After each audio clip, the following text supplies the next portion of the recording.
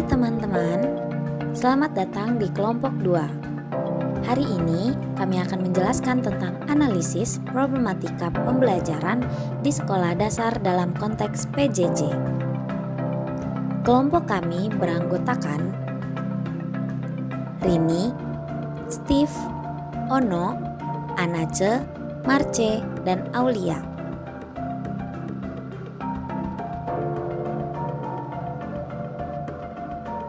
Yuk disimak baik-baik apa saja problematika yang terjadi selama pembelajaran jarak jauh. Penyusunan perangkat pembelajaran. Di dalam proses penyusunan RPP dalam konteks PJJ dilakukan setiap hari yang disusun sesuai dengan buku tematik guru dan siswa. Kemudian pemilihan KD dan pemilihan materi yang singkat namun tetap berbobot, sehingga tidak membebani proses belajar siswa di rumah dengan memperhatikan kemampuan, kerjasama, variasi, media, dan juga penilaian. Di dalam komponen RPP PJJ, ada beberapa hal yang membedakannya dengan RPP sebelumnya, seperti terdapat alokasi waktu, jenis kegiatan, KD, indikator pembelajaran, tujuan pembelajaran, nilai karakter, materi pembelajaran, langkah-langkah pembelajaran, rangkuman pembelajaran, refleksi dan aksi, dan juga penilaian. Metode pembelajaran yang dipilih terkait mata pelajaran IPS, PKN, dan Bahasa Indonesia antara lain, seperti mengirim video dari YouTube atau dari Tangerang Live, melakukan demonstrasi, diskusi lisan berupa tanya jawab, pemberian tugas, dan pengamatan lingkungan sekitar rumah. Selanjutnya, cara yang dilakukan oleh guru dalam mengembangkan keterampilan berpikir kritis, kolaborasi, komunikasi, dan kreativitas, yakni dengan menyimak video pembelajaran yang sesuai dengan tema pembelajaran. Kemudian, anak merespon video itu sesuai dengan keterampilan yang dimiliki. Selain itu, dalam pembelajaran bahasa, anak membuat kalimat sapaan, melakukan tanya jawab secara lisan, memperhatikan contoh dari guru, dan mempraktekannya. Kemudian, untuk media pembelajaran yang digunakan berupa HP, tablet, buku paket tematik online, LKS, gambar, dan video YouTube. Lalu, teknik penilaian yang digunakan berkaitan dengan ranah kognitif, afektif, dan psikomotorik. Secara keseluruhan, guru menilai ranah kognitif dengan memberikan tugas seperti membuat portofolio, makalah, membaca lisan pada saat kelas virtual atau melalui audio rekaman dan lain-lain. Tetapi beberapa guru juga menggunakan penilaian pada ranah afektif berupa penilaian mengenai sikap. Contohnya, siswa diberikan tugas langsung serta dikerjakan tepat waktu. Lalu, dalam ranah penilaian psikomotorik, contohnya, siswa diberikan tugas kesenian dan dikerjakan sesuai dengan keterampilan yang dimilikinya. B. Pengembangan perangkat pembelajaran. Kegiatan pengembangan keterampilan dalam pembelajaran IPS, PKN Bahasa Indonesia yang dilakukan anak dalam pembelajaran yaitu dengan menyimak video pembelajaran, kemudian anak merespon video itu sesuai dengan keterampilan yang dimiliki anak.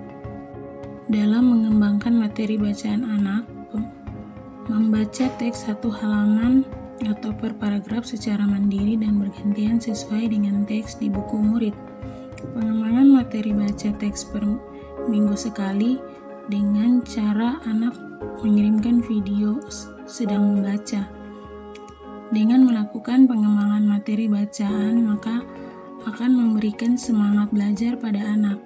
Dengan adanya media pembelajaran ini akan memudahkan anak untuk memahami materi bacaan.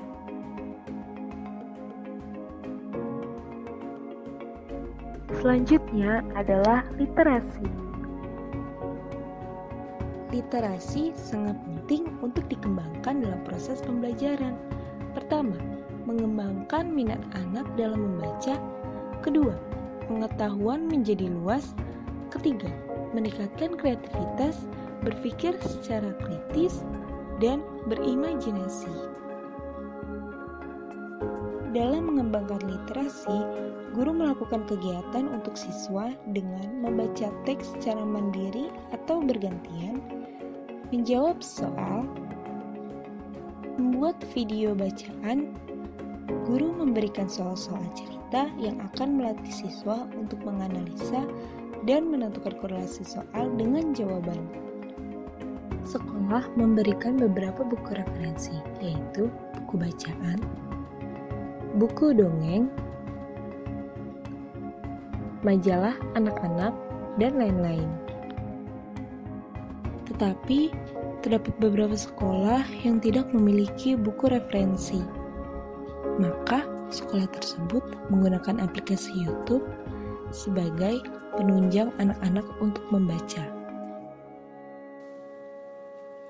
D. Pelaksanaan pembelajaran dengan pendekatan tematik.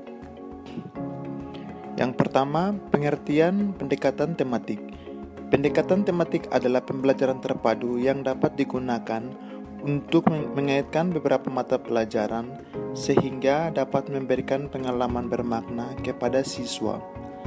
Adapun 3 tahap kegiatan. Yang pertama, pembukaan atau awal. Kegiatan ini terutama dilakukan untuk menciptakan suasana awal pembelajaran untuk mendorong siswa memfokuskan diri agar mampu mengikuti proses pembelajaran dengan baik. Maksudnya untuk mempersiapkan siswa agar secara mental siap mempelajari pengetahuan dan keterampilan dan sikap baru. Contohnya bisa dibuka pembelajaran dengan doa bersama atau bernyanyi. Yang kedua, kegiatan inti atau penyajian. Kegiatan ini difokuskan pada kegiatan-kegiatan yang bertujuan untuk mengembangkan kemampuan membaca, tulis, dan hitung. Penyajian bahan pembelajaran dilakukan dengan menggunakan berbagai strategi atau metode yang bervariasi dan dapat dilakukan secara kelompok kecil atau perorangan.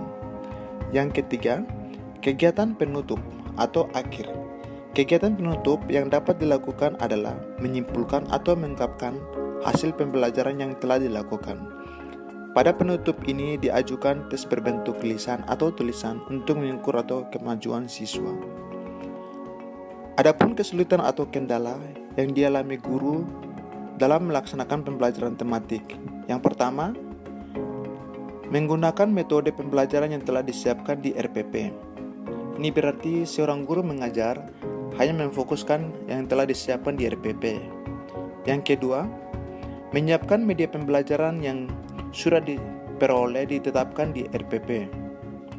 Ini berarti seorang guru hanya menyiapkan media tanpa bantuan di luar, jadi hanya mengikuti media yang telah ditetapkan di RPP. Yang ketiga, menggunakan media pembelajaran yang sudah disiapkan di depan kelas. Ini berarti seorang guru hanya menggunakan alat-alat bantu yang telah disiapkan di depan kelas seperti papan tulis, kapur, atau yang lain-lainnya tanpa berkolaborasi dengan alat bantu lain. Yang keempat, menggunakan sumber belajar yang telah diperoleh. Jadi, seorang guru mengajar hanya memfokuskan sesuai dengan pengetahuan. Pelaksanaan pembelajaran jarak jauh. Dalam pelaksanaan pembelajaran jarak jauh, sebagian besar responden memiliki kendala. Kendala tersebut antara lain: 1. Kesulitan dalam memberikan nilai kepada peserta didik. 2. Siswa kurang maksimal memahami materi pembelajaran yang dikarenakan konsentrasi anak terganggu.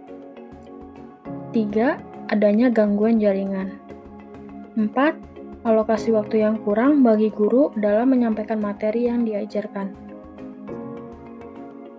Tetapi beberapa responden menyatakan tidak memiliki kendala dalam pelaksanaan pembelajaran jarak jauh. Hal ini dapat terjadi ketika guru melaksanakan pembelajaran dengan efektivitas waktu yang terkontrol dalam mengolah materi yang diajar, sehingga peserta didik dapat mudah memahami pelajaran dan konsentrasi tetap terjaga ketika kelas daring berlangsung. Dari permasalahan yang ada selama pembelajaran jarak jauh, kelompok kami merekomendasikan pendekatan inquiry. Hal ini dikarenakan pendekatan ini lebih mengedepankan peserta didik sebagai pusat atau center.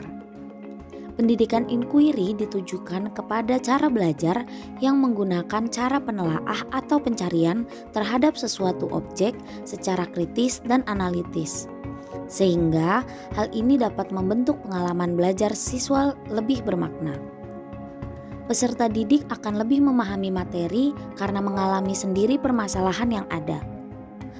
Tak hanya itu, guru juga lebih bisa leluasa menjelaskan sehingga waktu yang diberikan tidak habis untuk memaparkan materi yang cukup banyak.